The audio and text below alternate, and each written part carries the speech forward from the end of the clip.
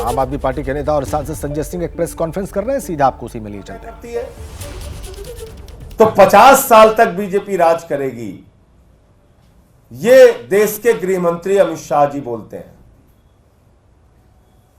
दूसरी बात, इनके एक आरएसएस के बड़े प्रमुख नेता हैं मोहन वैद्य जी, 2017 का उनका बयान है, वो कहते हैं देश में आरक्षण खत्म होना चाहिए। 2015 में आरएसएस के प्रमुख आप सब जानते हैं, देश के लोगों के लिए तो संविधान बाबा साहब डॉक्टर भीमराव अंबेडकर जी ने जो लिखा वो भारत का संविधान है, लेकिन भारतीय जनता पार्टी के लिए संविधान वो है जो आरएसएस के प्रमुख लिखते हैं। उनका देश के संविधान में आस्था नहीं है, क्योंकि देश के संविधान को तो बदलना चाहते हैं, तार तार करना चाहते हैं। वो किसके संविधान को मानते हैं?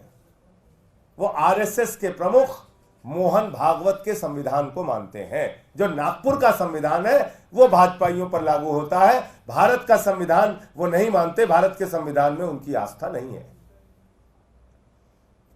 और इसीलिए देखिए आप, प्रधानमंत्री ने कितने अहंकार में कहा, खुद बाबा साहब आ जाएं तो संविधान बदल नहीं सकते। ये किस बात का चैलेंज आप दे रहे हैं बाबा साहब को?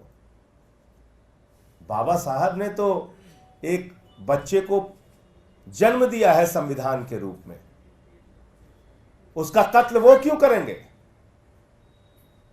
वो क्यों कोई बदलाव करेंगे?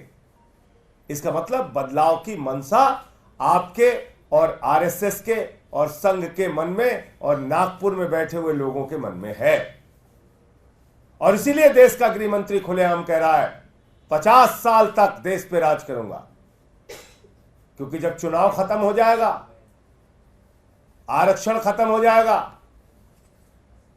रसिया के पुतिन का राज हो जाएगा, किम जोंग का राज हो जाएगा, तो क्या जरूरत है चुनाव कराने की? तो मैं आपको बता रहा था कि मोहन भागवत ने 2015 में बिहार विधानसभा के चुनाव के पहले कहा कि देश के अंदर आरक्षण खत्म होना चाहिए, आरक्षण की समीक्षा होनी चाहिए। फिर एक बार बीजेपी पर हमला बोला है आम आदमी पार्टी नेता संजय सिंह ने, और पूरी बात आपने सुनी।